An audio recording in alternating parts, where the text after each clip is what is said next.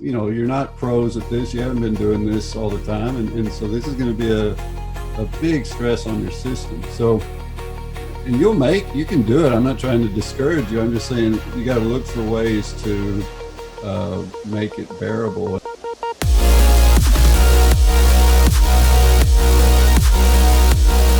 I've looked at your situation. You have 2,400 kilometers, 10 days. What are the constraints? Are you treating this as a stage race type situation, or are you going to just go as fast as you can, as much as you can each day? What is the basic strategy? Yeah, the basic strategy, and now we have Tobias also on board here. It's the two of Hi. us who will do this together. And he actually came up with the crazy idea to include all the mountains. I just wanted to go from Spain to Germany, and he was like, no, we are doing this with all the mountains. And the basic strategy is actually to just make it. So we're not racing in that sense, because just from, our background is we are not professional athletes. We are, I guess, a bit more ambitious hobby athletes and come from a good fitness background. I just put up the track here via screen sharing. Maybe then it's easier to get an idea of what we're doing. So here's the basic thing. I've been thinking about this, and I went back to some data from the Race Across America, which is their structure is basically they go as many hours as they can, but it gave me some ideas. Plus, I've done some research on ride length and recovery. And so basically what I would suggest is that you have to first make a decision about your daily ride structure.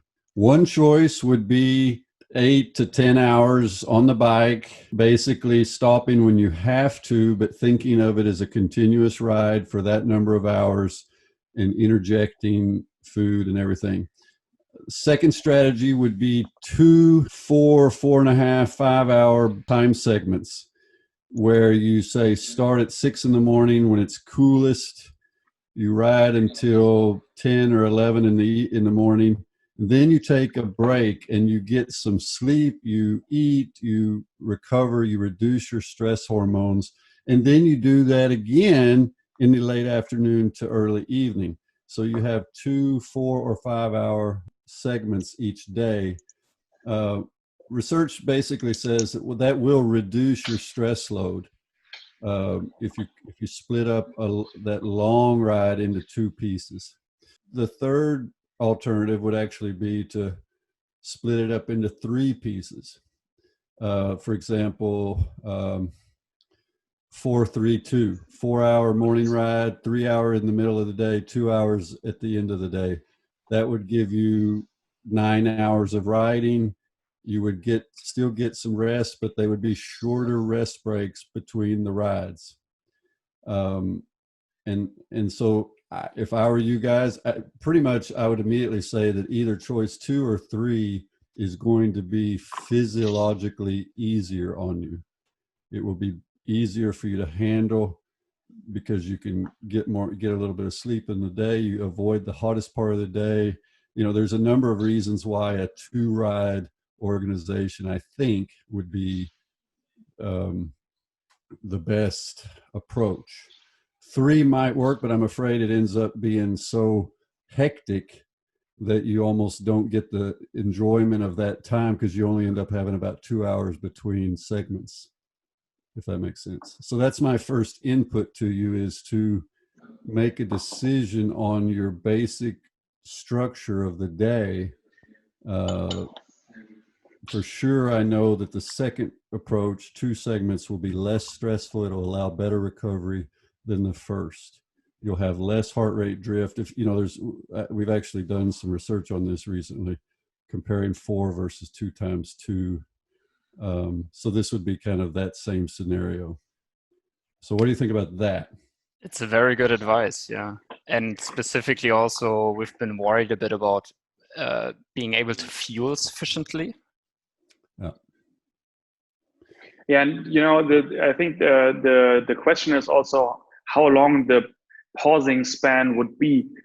is something like riding 5 hours, 2 hours break, and then 5 hours again. Is this appropriate, or would it have to be a longer break?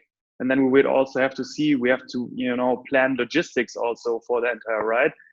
We would, of course, book hotels for the overnight stays, but then we would also, beforehand, have to, look a little bit where we could do a 2-hour break over basically the middle of the daytime, because I think it's also a little bit stressful if you have to find something then always like spontaneously. I think you can do that, but it's always when you have such a long journey, it's easier when you have like some fixed points that you're that you're riding to.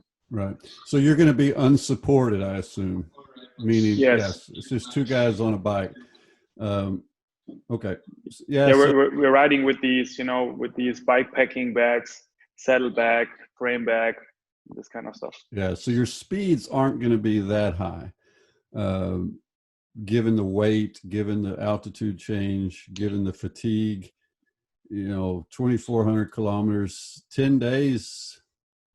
It's going to be pretty tough. I mean, that's a lot of riding each day. I would try to make the high altitude, the high climb days shorter and the flatter days longer to distribute the workload as best as possible.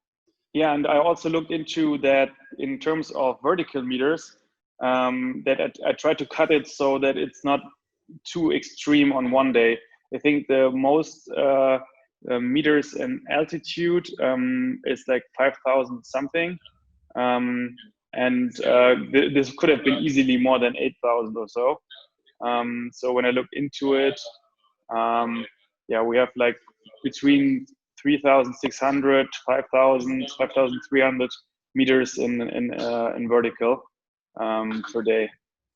So this is how many stages? This is 10 stages. 10 stages, yes. Set up for yourself, yeah. Yeah, and there's and I always looked into not mostly the kilometers, but rather the duration and altitude meters.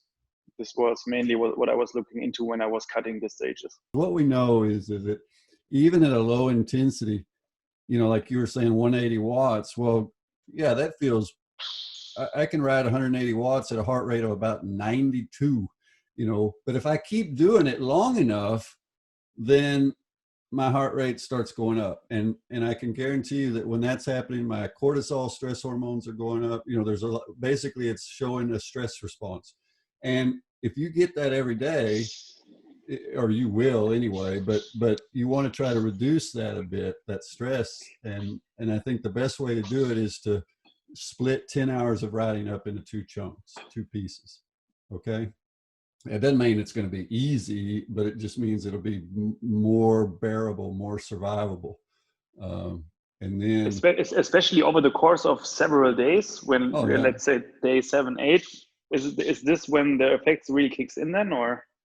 Yeah, I mean, I think you're going to be, your maximum heart rate's going to be going down. You're going to be feeling it towards the last few days, where your body starts putting on the brakes. You're not pros at this. You haven't been doing this all the time. And so this is going to be a big stress on your system. So, and you can do it. I'm not trying to discourage you. I'm just saying you got to look for ways to make it bearable. And I think that's the single biggest decision and the single biggest strategic choice you can make, is to just say, we're not going to sit on this bike 10 hours in a row. We're going to take a break in the middle of the day for sleep, for recovery, fixing blisters, all those things, and for food intake, to make sure you get enough calories and enough fluid in, because you're going to get dehydrated. And so you guys are going to have to be on a really strict drinking schedule.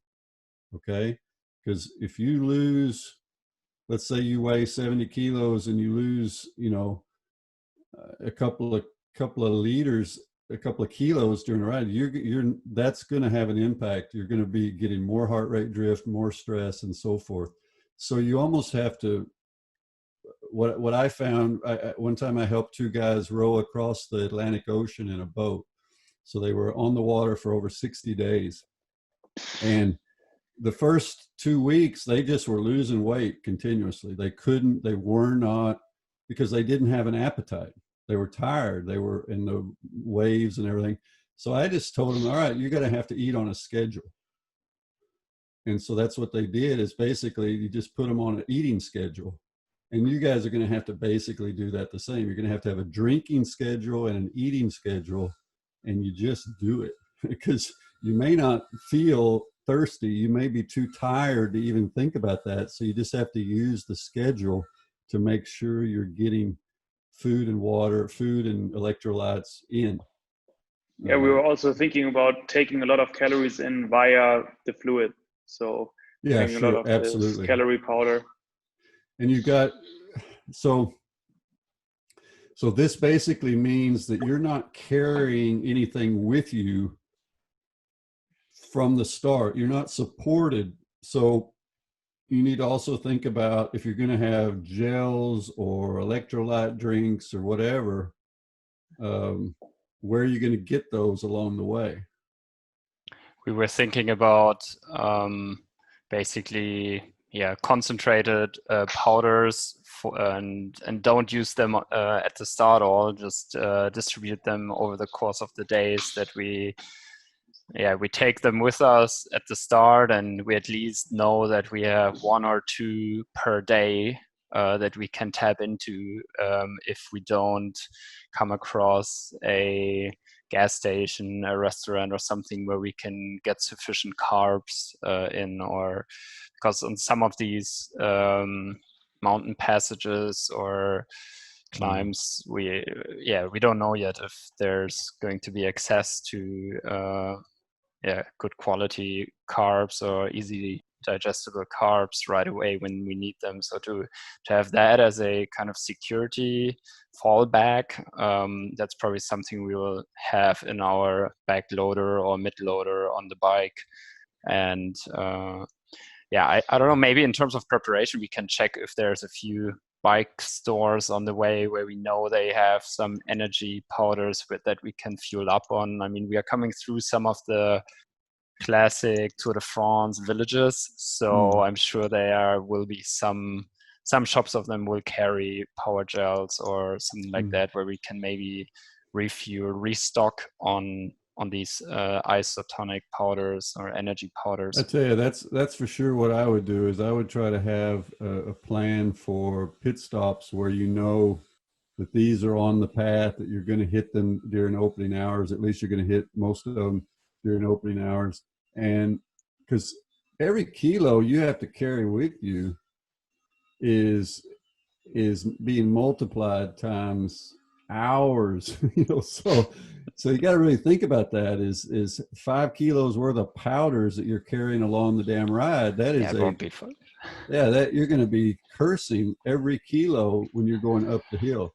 So I would try to do as much logistical planning as possible so that you have real-time delivery of the things you need along the way, and don't think you're going to carry it from the start. That's just what we also were thinking is, when we booked the hotels for the 9 overnight stays, that we just send them a package beforehand with powders, gels, bars, everything we need for 1 day of riding, so that at each hotel when we get there, we can restock every day and have like powders and gels and everything for 1 day, so for 10 hours of riding, and so that we carry with us the calories we need for basically 1 day per day. And right. That's a great plan. I think that's the best way to go, if you can do that with the hotels. And I think that's going to save you a tremendous amount of energy. It also assumes a little bit that we can make it always to the hotel that we actually booked. yeah. It gives you a motivation. There's a care package waiting. Yeah. You can pack some chocolate and, a picture of your girlfriends or whatever. Good idea. One question that's about preparation. We are obviously being coached, and this is also part of the motivation. Let's say Tobias founded, and I work with his company as well, VATION. It's a online coaching platform, and 2 coaches are working with us, getting us prepared, and so they're doing a really good job giving us plans to, for example, go into in the training now already, go into the hills and do hill repeats with low cadence and just a specific training for going into the mountains and also long rides. But maybe from your research perspective, what would you suggest? And we would have liked to have 1 or 2 on the call as well, but they're busy working. Yeah, well, it's basically, you don't need to think in terms of, well, I need to increase my VO2 max or I need to increase my FTP, because basically that's not going to matter right now at this stage. I mean, if you say, well, I could get my FTP up 10 watts, well, who cares? That's not going to make a big difference. What's going to make a big difference is just your ability to manage your body, because your body is going to be under stress. It's going to be tending to break down, and you're going to have to just manage the stress, manage the injuries and blisters, and max heart rate's kind of going to start slipping down after the first 5 days. Probably that's what we see from Tour de France riders, is they say some of them, the domestiques, the ones that are actually doing the hard work every day, their max heart rate may go down 15-20 beats in the course of a 3-week race. So they can't go over 150 or 160 anymore. They're just running. Their sympathetic nervous system just basically shuts down. The brakes go on. So it's all about management of, and you're going to be working at 150 watts. You're not going to be working at 200 watts very much. There will be some points, but 300 watts is going to feel like 500 after a few days. So most of the work is going to be down in that lower range and just doing it. And obviously, if you're able to burn more fat, that's good. But the other thing is, you just got to learn how to eat and drink on the bike. So that's part of the training, should be to go on rides and just weigh yourself before the start of the ride, and then have your nutritional strategy for a 4 or 5 hour ride. And then as soon as you get home, weigh yourself and say, how'd I do? How much weight did I lose?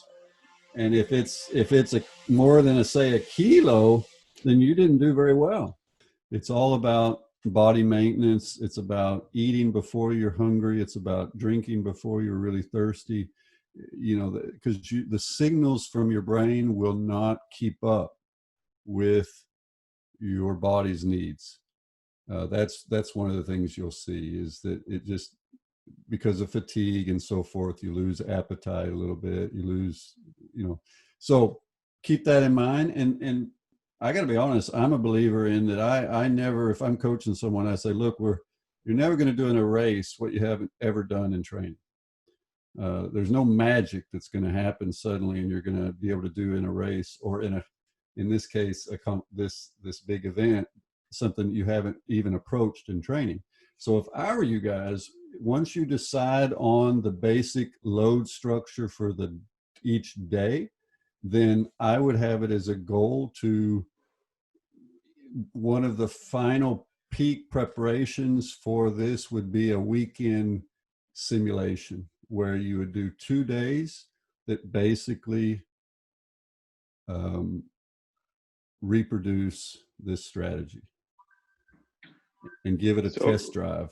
And that, ride 250 kilometers back to back on 2 days, like 2 weeks before. And break it up into these 5 hour rides, and just go through the logistics and say, okay, this worked, this doesn't, we got to do this. And I guarantee you that will make you more comfortable. You'll discover some things that you didn't think about, and it will help you get through, because it's just not smart to think that you're going to do something you've never actually done in training and everything's going to go well. And 10 days in a row. And 10 days in a row. That's not in my world, that doesn't work, at least not most of the time. And I'm not the kind of guy that likes to gamble. So I would do a dress rehearsal and go through that in miniature, and then you're going to know. At any rate, you guys sounds like you're planning, you've got this, you'll do fine. But so my main input was just this basic structural decision. And then I think that dress rehearsal will serve you well if you can plan for that 14 days out or something like that. You asked about FTP, and I've seen on your YouTube that, for example, you use a lot the 6-minute power. And what would your prediction be that we will end up probably doing? Just naturally, our bodies force us into that kind of area of percentage of FTP, or like, I don't know. Yeah. I saw the Norwegian did 60% of his 6-minute power over 13 hours, but that was a massive effort, yeah, right? That was insane. I mean, he's not normal.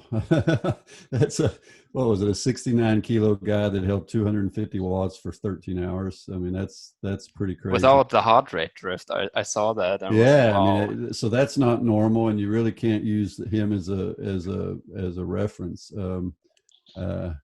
But I would say basically what's going to end up happening is that your body will gravitate towards basically the intensity at which you have maximum fat utilization.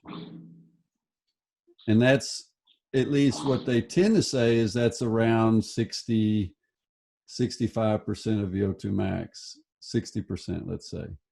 And that's not so different than 60% of your 6-minute power.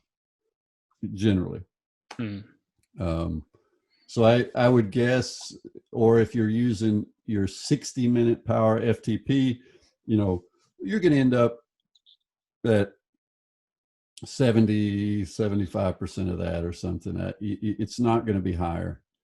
And in terms of heart rate, so I guess it's also like percentage of max heart rate is also something where if we ride out and say, 125, but my max heart rate is 190, and 125 feels super easy, but maybe then after 10 hours, it's like, 125. Yeah, why did I think that was cool? So that's going to be, I guess, a little bit of the issue. I think that's going to take care of itself after about one day. But the risk will be that the first day you'll be full of energy, and like you say, a heart rate of 125 feels like nothing, and it is nothing after an hour, but it's something after 5 hours, and it's a whole hell of a lot after 10 or 9. You've done an Ironman, so you know that calibration is going to change. For the first thing, your heart rate's going to drift up, but even that, 140 is going to feel, because you're going to be empty, and it's going to feel a lot tougher, because in effect you no longer have 180 max heart rate. Now you may be, in effect, because of fatigue and everything, it's really 160. So 140 is a bigger percentage of it. So that's the tricky part, is heart rate is going to be a bit misleading, and so it'll end up being lower than you think it should be. I suspect. And good that I bought a power meter. Yeah, don't be concerned about that, because you remember all these numbers that we collect during lab tests and FTP, that's with fresh legs, 15-minute warm up, everything is optimal. And that's going to only be true for you guys for the first 2 hours of this 10-day event. And then after that, everything is different. If that makes sense. The remaining 98 hours. Yeah, so you can enjoy all those numbers the first 2 hours, and then after that, you're going to start saying, this 200 watts is feeling different than I remember. So, or at least the first 5 hours, maybe the first 5 will feel okay, because you'll have done 5-hour rides. But then you're going to start stacking them on top of each other with a lot shorter recovery time than you're used to.